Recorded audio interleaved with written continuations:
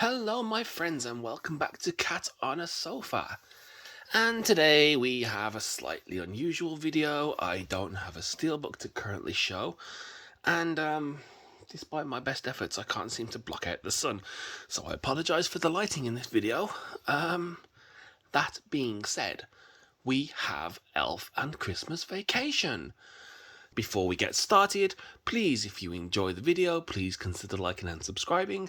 Let me know in the comments if you plan on getting these on 4K. What are your favourite Christmas movies, and do you have any Christmas movie traditions? That being said, we have Elf and Christmas Vacation. Two of my absolute most favourite Christmas films. Didn't really rate Elf for the longest time.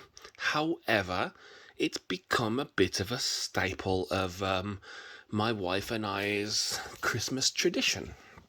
So, I mean, I can show you them. They're just in standard amores with a slip, and they're kind of nice. Don't really have a whole lot else to say about that.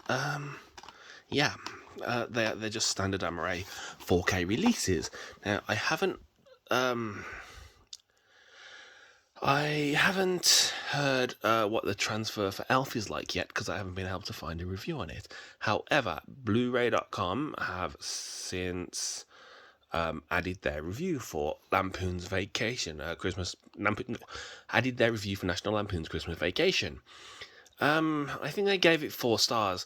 Now, it is by no means like a reference quality transfer, and it seems that Top Gun Maverick has set a new high bar for 4K quality. And it really, really does look amazing. However, they did say that it's an improvement on the 25th anniversary of this. Now, I don't have that one. The one I have comes with the 4-movie box set. So I think it was that, then the 25th anniversary one, and then this one. And so yeah, this should be a significant improvement in quality for me. As for the movies themselves, I mean, starting with Elf, the whole premise of the film is completely ludicrous. Like, but it's supposed to be ludicrous, and that sticker's really ugly. I might have to peel that off. Yeah, what was I saying? Yeah, it's like Will Ferrell gets raised by elves and thinks he's an elf until they tell him he's not an elf. And I think a reasonable amount of the movie was actually improvised and shot on the streets of New York by Will Ferrell. Yeah, I'm pretty sure some of the scenes of him just being stupid in the street were just improvised and actually shot in public, which is quite interesting. I find that the ending to the film is a little bit too silly, but I have that same problem with Jingle All the Way, and it's supposed to be silly. Other than that, the film itself is just 90 minutes of Will Ferrell being an elf out of water, so to speak. And I think like one of the standout scenes for me is with Peter Dinklage, and he keeps calling him an elf. I find that scene to be absolutely hilarious, to the point of like crying on the floor. But yeah, me and my wife, I think we're on our 5th year this year. Although we only really refined it last year. So what we started was a Christmas movie tradition of a December tradition of having like one Christmas movie every day from the 1st to the 25th, and we start with Elf, which is my wife's favorite Christmas film, and we end with National Lampoon's Vacation on Christmas Day, which is my favorite Christmas film. And I really, really do like Elf too. Just I don't think as much as her. So anyway, we'll be watching this one on the 1st. And like what we do, we basically have randomly chosen films in the past. Well, I think in the past we actually had like a set list that we made for a few years.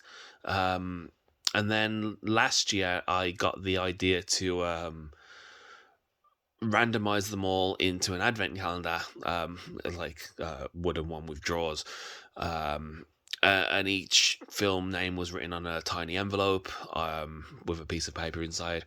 And I wrote all the names. I mean, I did these two specifically because I wanted those on those days. The other ones, we basically came up with a list of 23 of the films that we both agree on. I mean, there are a few in there which I don't like, and there are a few in there that she doesn't like. So we kind of compromise. But for the most part, you know, we do enjoy most of them. Okay, jump cut. My Wolf of Wall Street just arrived. Awesome. Let's put that to one side. So I was talking about our advent calendar. So what we started doing, we have a list of 24 of the films. I wrote the names onto bits of paper, turned them all upside down, shuffled them up, and I made it completely random. So neither one of us knew what the movies were last year. I mean, we knew what they were, but we didn't know what order they were. And we watch one every day, and it's kind of nice. But my one daughter's getting, she's getting old enough now that some of the films are a bit inappropriate, and we also stretch the definition of Christmas film to its absolute breaking point in some cases. Case in point, I don't think most people would argue that Ted is a Christmas film, but it starts at Christmas, and he gets Ted for Christmas, and I just declared it a Christmas film. But I'm not completely sure it's suitable for my 3-year-old. And also, Die Hard, Lethal Weapon. Yeah, they're Christmas.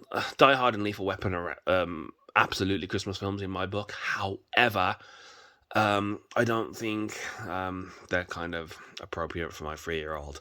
Bridget Jones, we also have on there. And we do have a lot of other films that are absolutely Christmas films. But I won't go into that too much.